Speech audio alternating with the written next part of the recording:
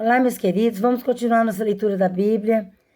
Para quem ainda não me conhece, meu nome é Dalva, nós estamos lendo a Bíblia, nós estamos em 2 Reis, do Velho Testamento, do Antigo Testamento. E ontem, o celular desligou antes de eu acabar de ler o capítulo 17, quero terminar ele agora, ó. Vamos relembrar aqui, ó. Mas o Senhor, que os tirou do Egito com grande poder e com braço forte, é quem vocês adorarão. Diante dele, vocês se inclinarão e lhe oferecerão sacrifícios. Vocês sempre tomarão cuidado de obedecer aos decretos, às ordenanças, às leis e aos mandamentos que ele prescreveu. Não adorem outros deuses. Não esqueçam a aliança que fiz com vocês e não adorem outros deuses. Oh, maravilha. Deus fala e repete, hein? Antes, adorem o Senhor, o seu Deus. Ele os livrará das mãos de todos os seus inimigos. Todos, viu, gente? Inimigos visíveis, inimigos invisíveis. Contudo, é isso que eu não li, ó. Contudo, eles não lhe deram atenção, mas continuaram em suas antigas práticas. Mesmo quando esses povos adoravam o Senhor, também prestavam culto aos seus ídolos. Até hoje, seus filhos e seus netos continuam a fazer o que os seus antepassados faziam. Então, lembrando, gente, que às vezes muitas pessoas falam assim, eu nasci assim, vou morrer assim. Eu vou manter a religião, a fé que meus pais me ensinaram. Gente, a salvação é individual. E se você hoje tem a oportunidade de ouvir a palavra de Deus, se você entende, é porque Deus está te chamando. Então aceita Jesus, confessa Jesus como seu Senhor, como seu Deus, como seu dono, como seu Salvador. Ele te livrará dos seus ídolos, como eu.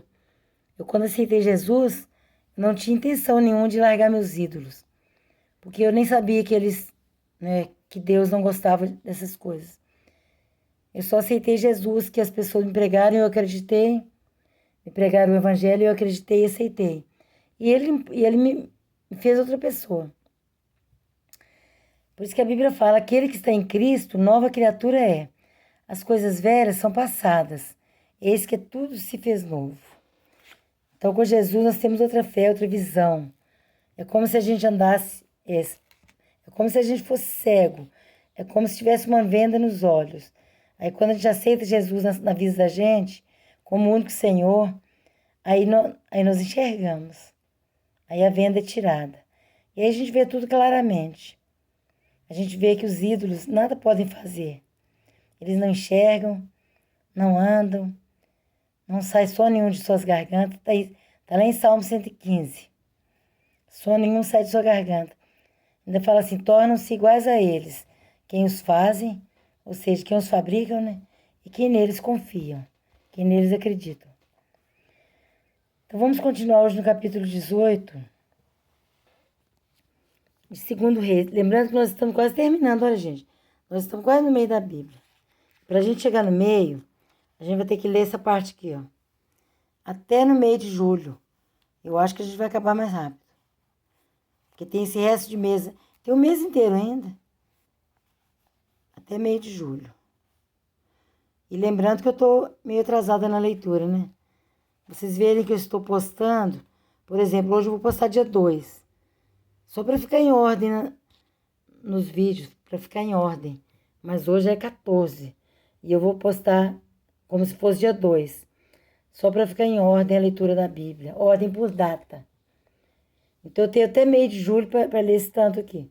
Que eu mostrei. Eu quero ver se eu faço 2 vídeos por dia. Gente, vocês que estão acompanhando, né, peguem firme mesmo. Às vezes tem hora que a gente está meio desanimado, mas tem que fazer esforço para a gente ler.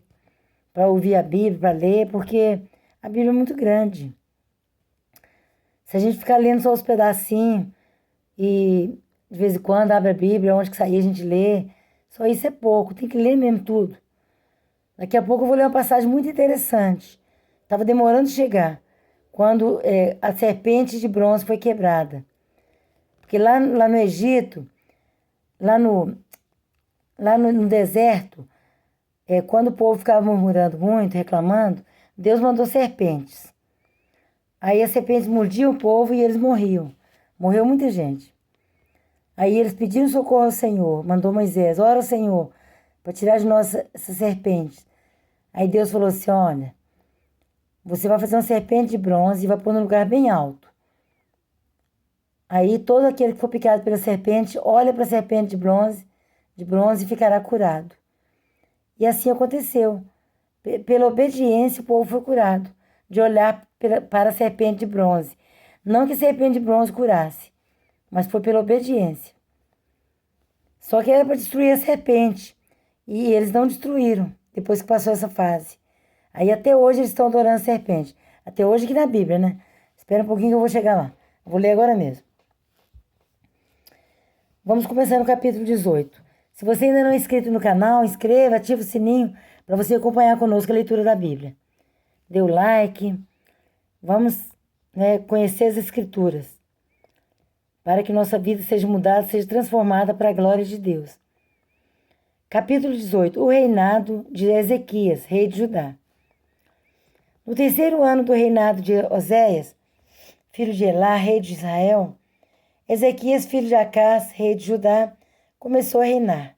Ele tinha 25 anos de idade quando começou a reinar e reinou 29 anos em Jerusalém. Isso é um papel que eu coloco para marcar a página aqui. O nome de sua mãe era Abia, filha de Zacarias. Ele fez o que o Senhor aprova, parabéns. Tal como tinha feito Davi, seu predecessor. Predecessor significa que veio antes dele, muito antes. Predecessor. Removeu os altares idólatras, quebrou as colunas sagradas e derrubou os postes sagrados. Despedaçou a serpente de bronze que Moisés havia feito, pois até aquela época os israelitas lhe queimavam incenso. Era chamada Neustã. Ezequias confiava no Senhor. Então, gente, lembrando que a serpente devia ser quebrada há muito tempo. Aquele tempo, Deus mandou fazer a serpente, mandou o povo olhar para ela. Era para aquela época, para resolver o problema das picadas da serpente. Passou aquela época, era para ter quebrado. Aí o pessoal continuou adorando essa serpente, até nesses dias que a gente está lendo agora. Muitos anos depois. Meu Deus, é tanta idolatria, né? Despedaçou a serpente de bronze que Moisés havia feito, pois até aquela época os israelitas lhe queimavam incenso. É vela, essas coisas, né, gente? Queimava raminho, fumacinha, incenso, vela. Jesus, não precisava acender vela para ele, porque Jesus brilha mais do que o sol ao meio-dia. Jesus é a luz do mundo. Ele consegue iluminar o mundo todo, porque ele é a luz.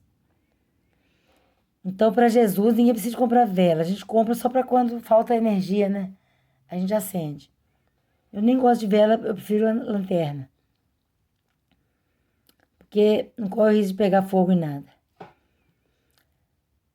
Então, repetindo, quebrou a serpente, que o povo adorava, os israelitas lhe queimavam incenso. Era chamada Neustã. Ezequias confiava no Senhor, parabéns, o Deus de Israel. Nunca houve ninguém como ele entre todos os reis de Judá, nem antes nem depois dele. Ele se apegou ao Senhor e não deixou de segui-lo. Obedeceu aos mandamentos que o Senhor tinha dado a Moisés. E o Senhor estava com ele. Gente, a Bíblia fala isso. A Bíblia fala assim, aquele que está comigo, eu também estou com ele. Se ele me deixar, eu também o deixarei.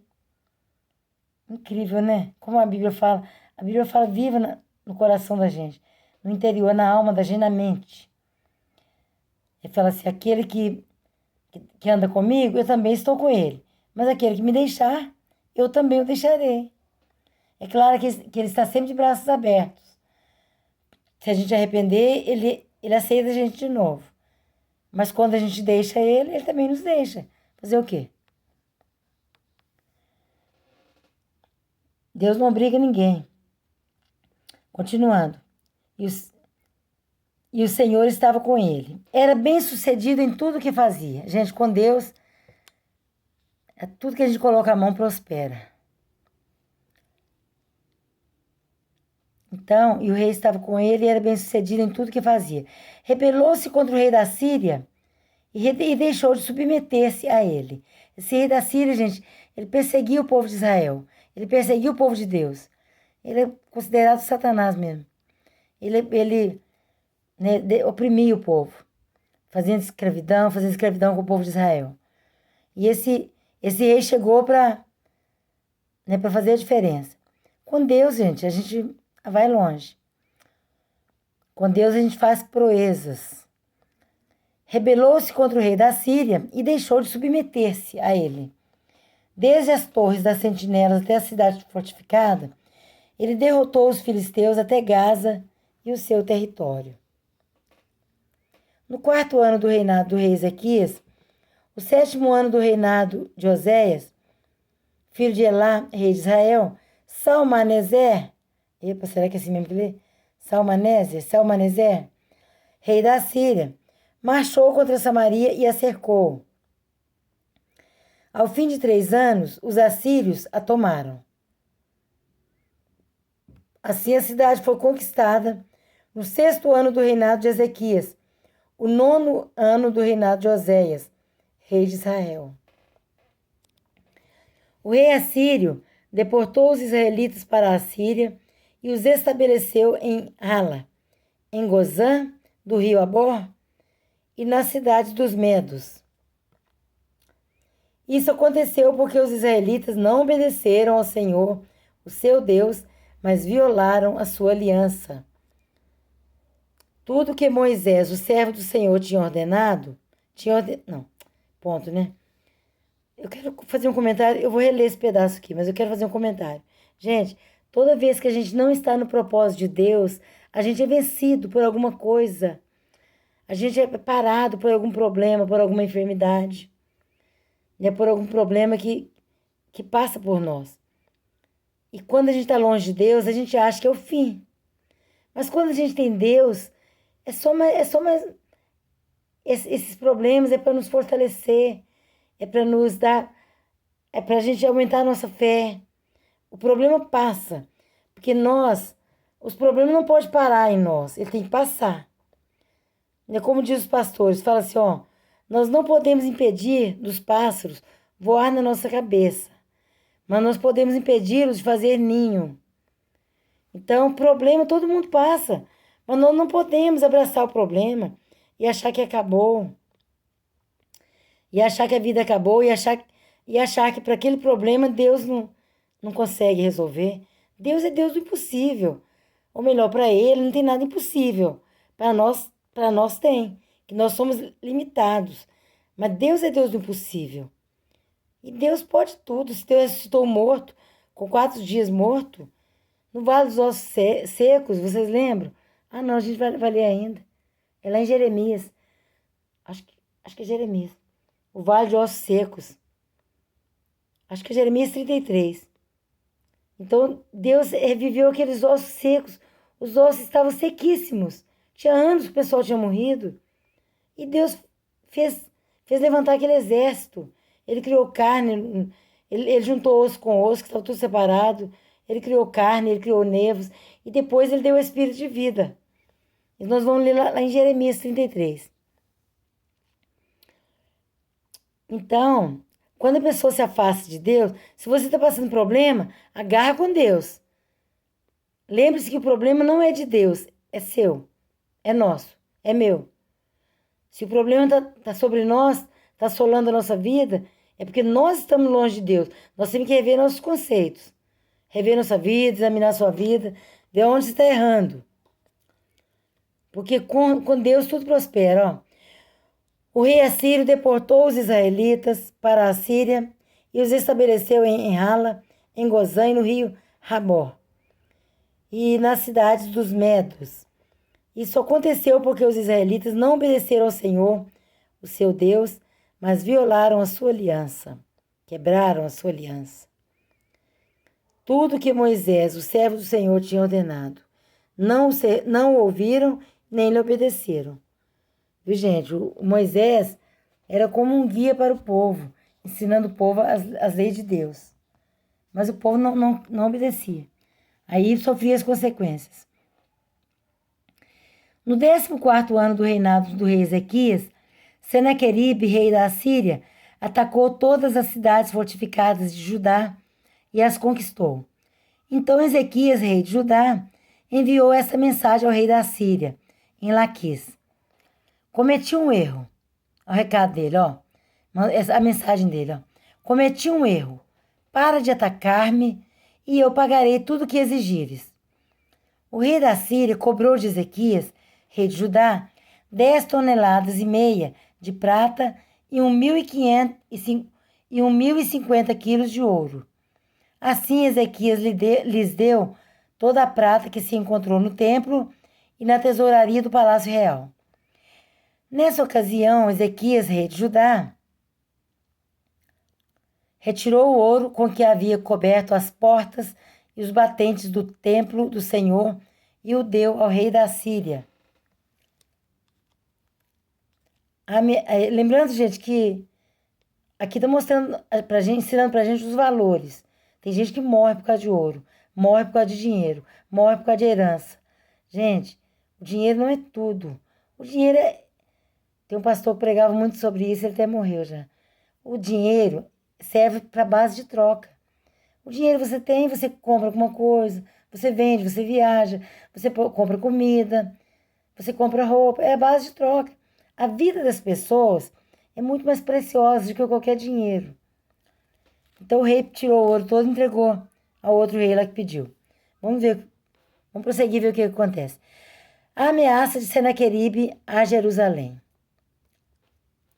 De Laquis, o rei da Assíria, enviou ao rei Ezequias em Jerusalém seu general, seu oficial principal e seu comandante de campo com um grande exército. Eles subiram a Jerusalém e pararam no aqueduto do açude superior, na estrada que leva ao campo do lavandeiro. Eles chamaram pelo rei e o administrador do palácio, Eliaquim, filho de Ilquias, o secretário Sebna e o arquivista real Joá, filho de Asaf, foram ao seu encontro. O comandante de campo lhes disse: digam isto a Ezequias. Mandou recado para o rei. Assim diz o grande rei, o rei da Síria: em que você baseia sua confiança?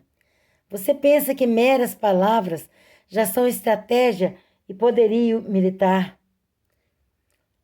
Repetindo, eu li sem pontuação. Você pensa que meras palavras, poucas palavras, já são estratégia e poderio militar? Em quem você está confiando para se rebelar contra mim? Você está confiando no Egito, aquele caniço quebrado que espeta e perfura a mão do homem que nele se apoia.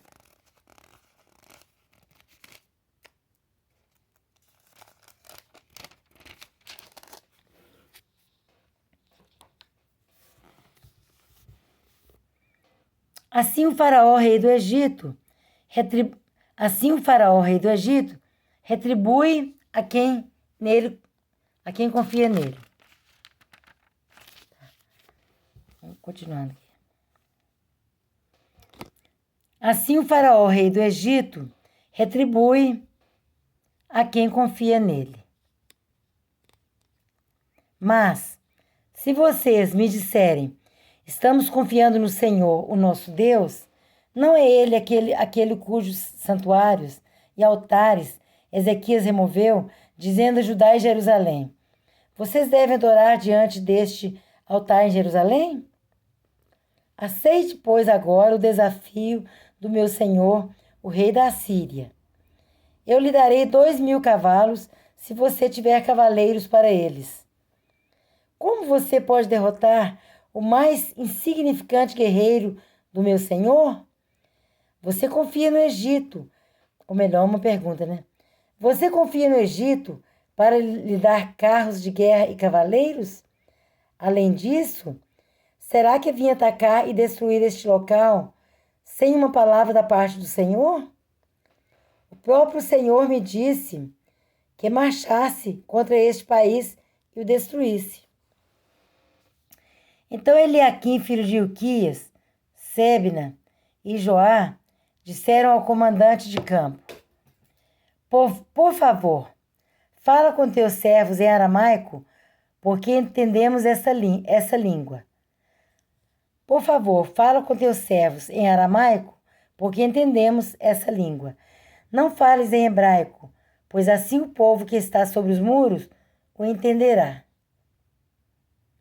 O comandante, porém, respondeu: Será que meu senhor enviou-me para dizer essas coisas somente para o seu senhor e para você, e não para os que estão sentados no muro, que, como vocês, terão que comer as próprias fezes e beber a própria urina?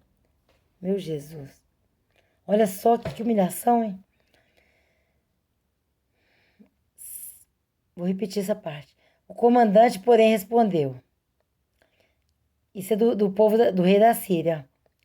Será que meu senhor enviou-me para dizer essas coisas somente para o seu senhor e para você, e não para os que estão sentados no muro, que, como vocês, terão que comer as próprias fezes e beber a própria urina? A própria urina? Então o comandante levantou-se e gritou em hebraico: Ouçam a palavra do grande rei, o rei da Síria. Grande, gente. Grande é só Deus, gente. Não tem ninguém grande. No comedor de angu não tem ninguém grande. Ouçam a palavra do grande rei, o rei da Síria. Assim diz o rei: Não deixem que Ezequias os engane. Ele não poderá livrá-los de minha mão. Não deixem Ezequias convencê-los a confiar no Senhor quando diz: Com certeza o Senhor nos livrará. Esta cidade não será entregue nas mãos do rei da Síria.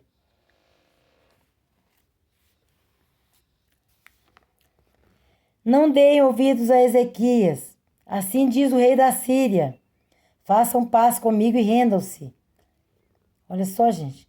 O povo de Deus se rendeu a um endemoniado lá. Então cada um de vocês comerá de sua própria videira e de sua própria figueira, e beberá água de sua própria cisterna, até que eu venha e os leve para uma terra igual a de vocês, terra de cereais, de vinho, terra de pão e de vinhas, terra de oliveiras e de mel. Deixa eu repetir que essa aqui nós temos que prestar atenção, hein, gente?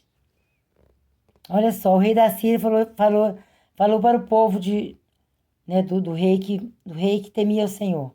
O rei da Síria, endemoniado lá, mandou falar para o rei que confiava em Deus. Falou para o povo: Não deem ouvidos a Ezequias. Assim diz o rei da Síria: Façam paz comigo e rendam-se, se entreguem, sejam escravos.